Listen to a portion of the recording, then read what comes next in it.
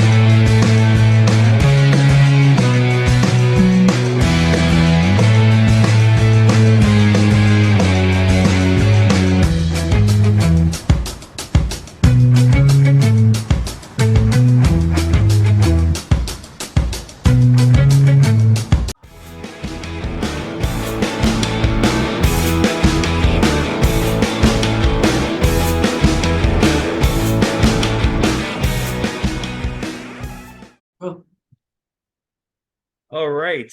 I am here with the 2023 Breakout Star, Natalie Denise Sperl. How you all doing today? I'm great. How are you? I'm good.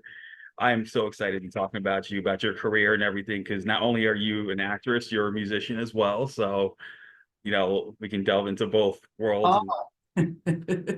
So my first question is, where did it all begin? How did you get into acting? Like, where did the acting bug hit you?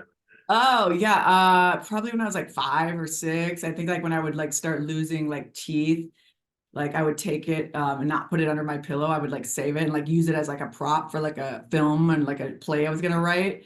So that's good. I was like, it's like production value, like my, was whatever tooth. And I would write like plays, and then I'd force like my whole family to sit around and like watch them, and they were probably terrible, but like all that kind of stuff. And then like I got in trouble once for like making these invitations for one of the plays I was doing, probably a tooth play again. And I put them in everyone's mailboxes around the neighborhood. And I remember the mail carry delivery guy or whatever, he comes knocking at the door, and my parents are like, "What did you do?" And I was like, "What?" They're like, "You can't put like unpostage like things in people's mailboxes. You have to go through like this postal service." I'm like, So I don't know how many showed up that day. I don't remember, but we we got good ratings, I'm sure. That's awesome. And then how did you make the move to Hollywood? What prompted that? Yeah, I mean, I was doing all this local stuff. I'm from Minnesota, and so I was doing all this local stuff there, whatever I could. Aveda is big there. They were Dayton's, Target, Mall of America, fashion shows in the atrium. Like I did all that stuff. Like there's video of all that stuff. So I started there, and then I think I was like visiting California on a summer trip or something, and I auditioned for this music video. Troy Newman, Don't Make Me Ask, this was the single.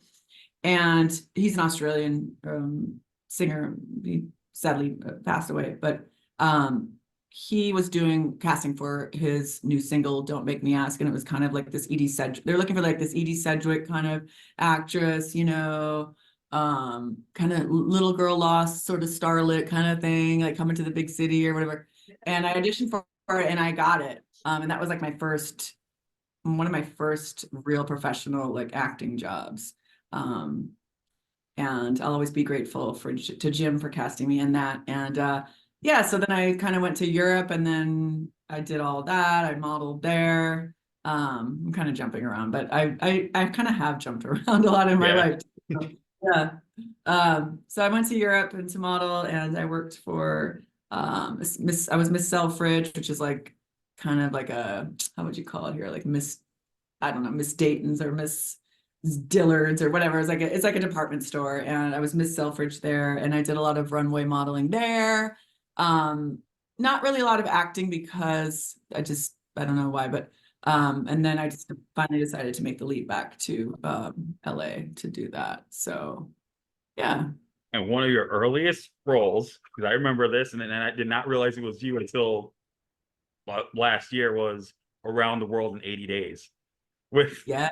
Steve Coogan, and you had that great scene with him where you pretty much tricked him. You were a con artist. Yeah, yeah, and that was bittersweet because I was actually up for the lead role in that.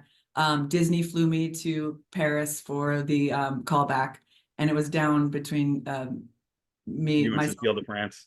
and yeah, and so I was up for that. I didn't get it, but I did get the part that I got, which probably fit me better looking back. So Yeah, I yeah, think it did. it was fun to play a bad girl. Yeah, it's always more fun to play. And plus, if you look at it this way, both you and Cecile ended up doing horror films. Of course, you did the awesome High Tension, Yeah, and then yeah, here you are doing Night of the Caregiver, just last year, and yeah. like so you Really there's fun. that connection going on too. Yeah, Steve Coogan is great. Jackie Chan's great. Frank Karachi cast me in that. He's just amazing. He's such a good director. We shot that in Babelsberg, in Babelsberg Studios in Germany. So you So got yeah, you got to meet Jackie Chan on the set.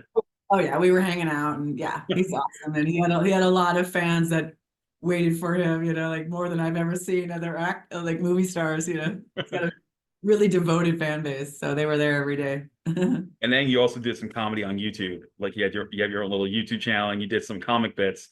You want to tell us Yeah. a little bit about how did you get into that? I mean, I just like to do everything and try everything. So when I was in LA acting, I would get a lot of, comedy auditions, as well as drama. And I booked How I Met Your Mother with Neil Patrick Harris. I booked Little Black Book with Brittany Murphy. The scene unfortunately got cut, but that was like a comedic scene. Kathy Bates was in that scene as well. And I did a spot on Two and a Half Men, and that was like so I was getting these comedies, and I kind of always liked comedy. I always kind of wanted to be on SNL, like when I was a kid, like, oh, I'd watch it religiously every Saturday. And I always wanted to, do that. But for whatever reason, I just was curious about it. So um, I started training at Second City in Hollywood, not the one in Chicago, but the one in Hollywood. And I've also done a lot of other improv classes too, but that's the one I stuck with probably the most. And then I even tried stand up for a while, which was awful. But yeah, just trying to find a different like angle, like strategically, really, for the career. Because it's like, okay, if everyone wants to be Angelina Jolie and be a drama, and Nicole Kidman and Sandra Bullock, like, oh, I'll go over here, then maybe there's less traffic, so I'll go comedy, right? I'll try to break in that way, maybe. And so it was kind of a calculated sort of thing, because I just thought it's just so competitive trying to be, Nicole Kidman and whatever. So I thought I would try maybe doing like comedy, like Chelsea Handler or something like that. We'll see. I'd still like to do it. I'm not I'm not counting myself out of it. Yeah, I mean, you do like I've seen some of your comedy stuff, and you're actually pretty funny. What was Thank all you. it all boils down to it. And then, of course, as of recent, you got to work with two awesome people, Joe Cornette and Alexander Nevsky. Yeah. You did the awesome gunfight at Rio Bravo, and I still get goosebumps at that one scene where you're just talking to Alexander's character, and Oh yeah. it's like, That was that was such a treat to shoot that. I mean, I had no idea. I came in at the last minute on that thing, not knowing what really was going on. I just knew I had to learn my lines, and we shot that in the summer. So it was, hot, hot, hot. Not an easy shoot to do in the dust and the desert and the heat and everything. But yeah, I was fortunate enough to be cast in that, and I hadn't worked with Alexander or Joe before.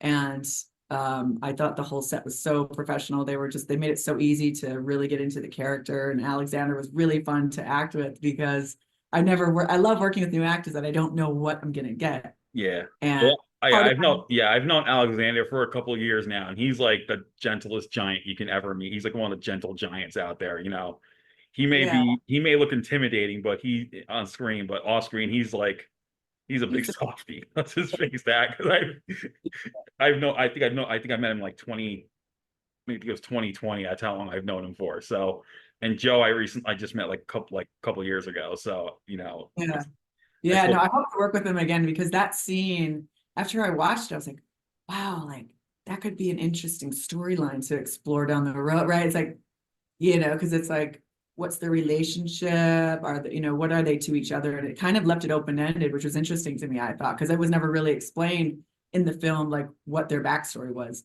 So yeah, I thought, yeah, for me as an actor, I just wanted to connect and I kind of tried different things in that scene with him to kind of not throw him off, but, you know, kind of take him by surprise, maybe with my delivery or my read or whatever, just to try to see if I could that's what I'm really love. saying. Yeah, In that yeah. scene, I got like goosebumps because it felt so real. Like it didn't feel like it was forced.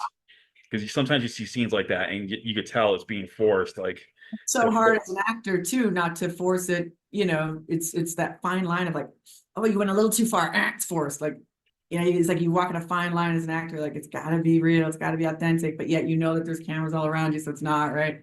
yeah, You're in a movie and you're working and you're acting, but yeah, to try to keep it just that's the magic moment, just that moment, if you can catch that all the time. And that's hard to, that's not easy to do, at least for me. I don't know. But exactly. And then you did Night of the Caregiver, which, oh my God, I still love that movie. I mean, not only were you great in the lead role, you got to work with Eileen Dietz, as who everyone knows as Pazuzu from The Exorcist.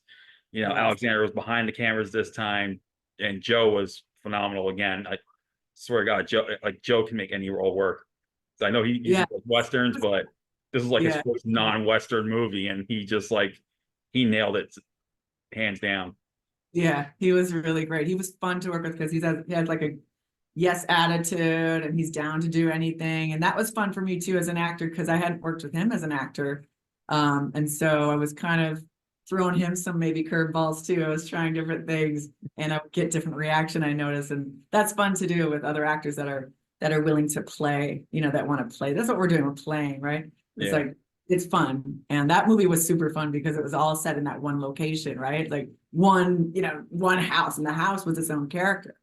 So it's like this fear of like, you can't get out, and it's this claustrophobic kind of vibe and the lighting, about it. And the raw and the scene where you see the candle go out and and then it comes up to you, the close up with that shocked look on your face, like yeah, that you knew right there. That was like, that's amazing acting right there.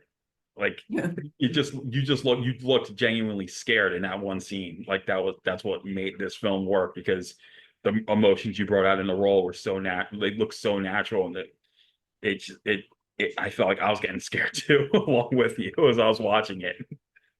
Did you know though what was going to happen in the end? Well, when did you know that it was her? Honestly, I didn't know what was going to happen. I did not think of any predictable things. I kind of knew in a way, but I wasn't quite sure, because I thought at times the old lady was also getting like something was up with the old lady in terms of, was she getting possessed? Is this Pazuzu 2.0? That's what I was thinking at one point. Yeah, she was fun to work with too. We had a blast. Like we were cracking up. Like she was really, really fun to work with. I had a ball on that one too. I mean, between a horror and a western, if I had to choose, I couldn't choose. I don't know. I like them both. Like them both. Both genres are fun. Yeah, I know. I think the horror community is amazing, because I talked to a director a few years back, and he said like they're all like a huge family, and they'll all stick up for each other. And I think if they have seen this movie, you're gonna be on that part of that family eventually. If you keep going down, keep doing a few more horror films now and again, you never know. I would love to. I would love to. I would definitely love to. So as you mentioned, like you wanted, you've been acting since you were like 5 and all that.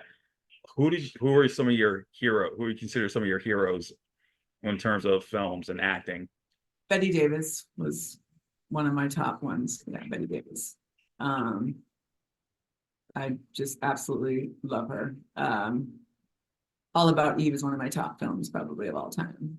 Yeah, Maybe that's because I'm in the business, but to me, it's such a strong script. And it's so telling of what we do and human behavior, really. Um, Sharon Stone is a big influence as well. I saw her in a film called Casino. Martin Scorsese love that directed it. movie. That's one of my favorites. Yeah, me too. That's one of those movies I can never get sick of watching. Like, Her performance in that was like, I want to do that. I want to do that. If I can get to do that, like, let's go. I want to do that, and she was just amazing and it's so good. yeah, Yeah. and yeah, Davis. I think Betty Davis. My favorite movie with her was Whatever Happened to Baby Jinx. That movie, she Uh, scared the living crap out of me with that movie.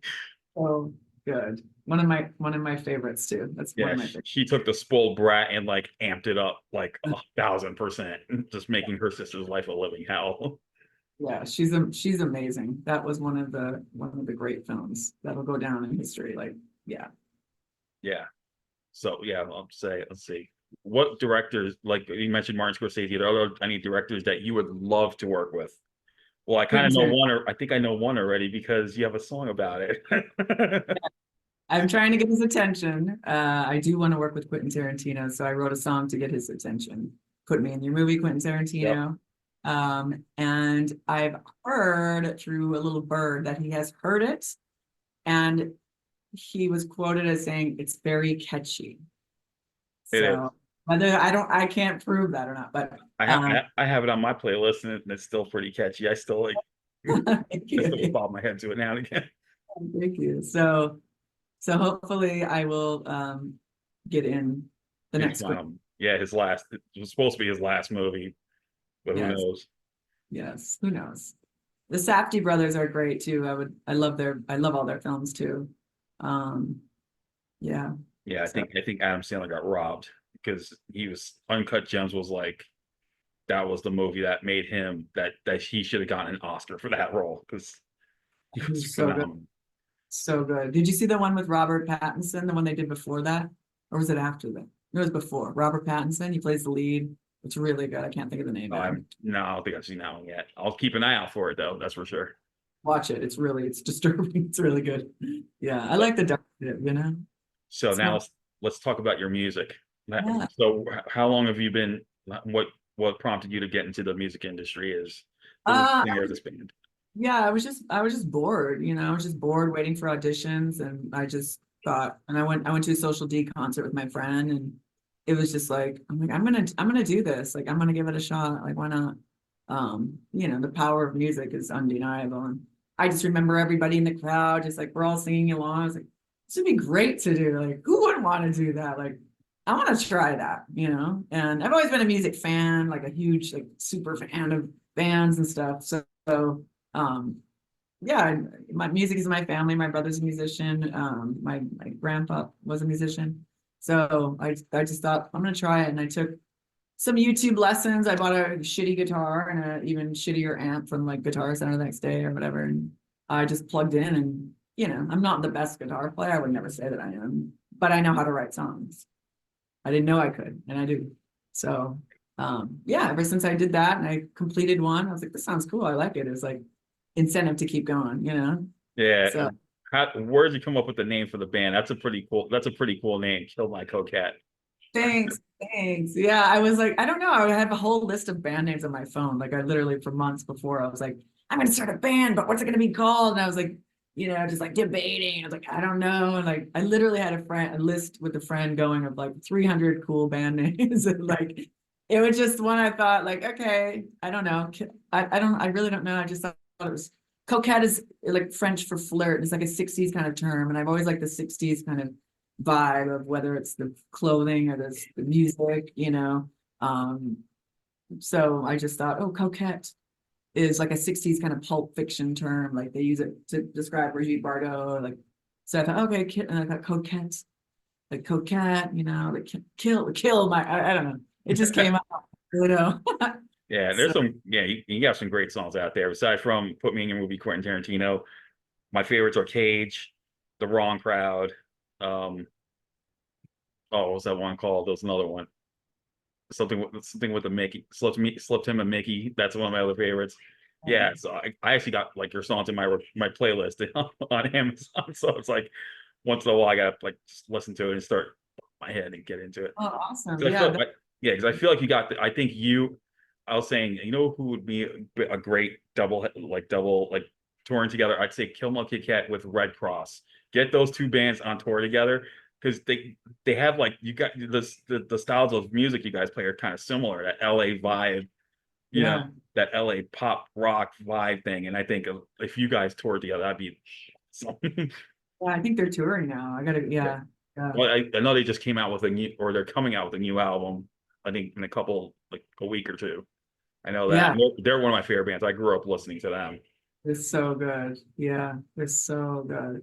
I mean, I've wrote a bunch of new stuff that doesn't sound anything like the other Kill My Coquette songs, but I probably won't release them under a different name only because it's the same, the same writer, the same singer, the same songwriter.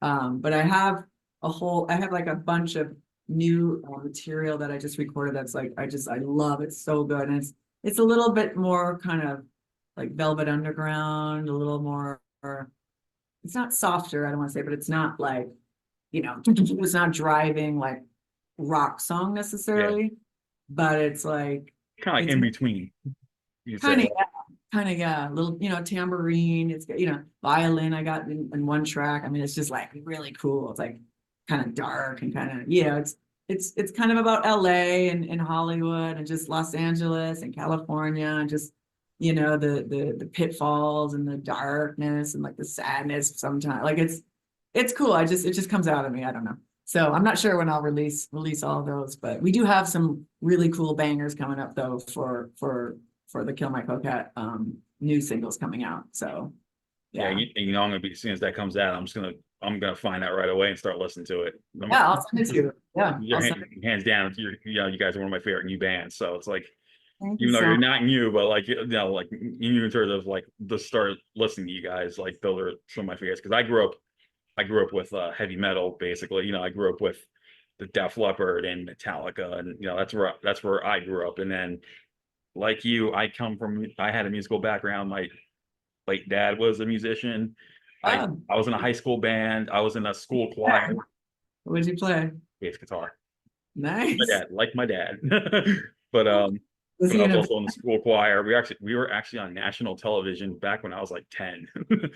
We were on wow, you we were got on it's a now, yeah, we were on Regis and Kathy Lee, which is now Mark and Kelly and Mark, but we were on the Christmas episode when I was oh like 10 wow, years old. that's so rad. Yeah, You gotta send me that link. I want to I see gotta that. find it. Yeah, I gotta find the link. It's like disappears like in the vault somewhere. But we played that because we played the Radio City Music Hall Christmas Spectacular that year. It like the pre-show we played outside of it that year. So we got, Amazing. yeah, I was like, okay. So I was like crazy. Wait, did you get a record deal out of it? Did you get Yeah, signed? no, unfortunately, no. But I found out my music teacher actually did a theme song for the show Homeland uh back in Oh, 2016. He got a deal to do like the theme music for us. So I'm like, oh, that's pretty sick. That's pretty wow. cool that he got that because he was like 80 years old by then. So Mm, yeah, so I sure. know all about the music background. And yeah, I was in a high school band and we played a talent show. We tried for a few years, and then we just kept having to change drummers. So we just eventually said, let's just forget it. Too. We're done. Me too. And then I hit the karaoke circuit when I was in college. That's as far as it went. Yeah, that's fun. That's a great story. Yeah. I think one time I got a standing ovation for Bohemian Rhapsody at a New York City karaoke club. So that's Awesome. so I know all about that.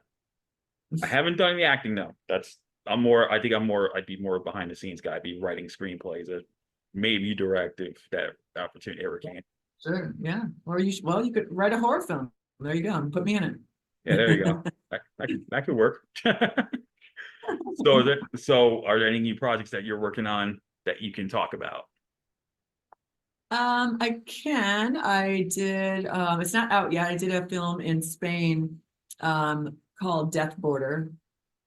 And, that's kind of about the whole border, kind of crisis, but yet it's also a horror film. So it's, a horror film set on the Mexican, border. So it's kind of a gelling of both kind of things, if you Oh, there we will. go. Yeah, so it's that's gonna be interesting. I haven't seen the rough cut yet of that.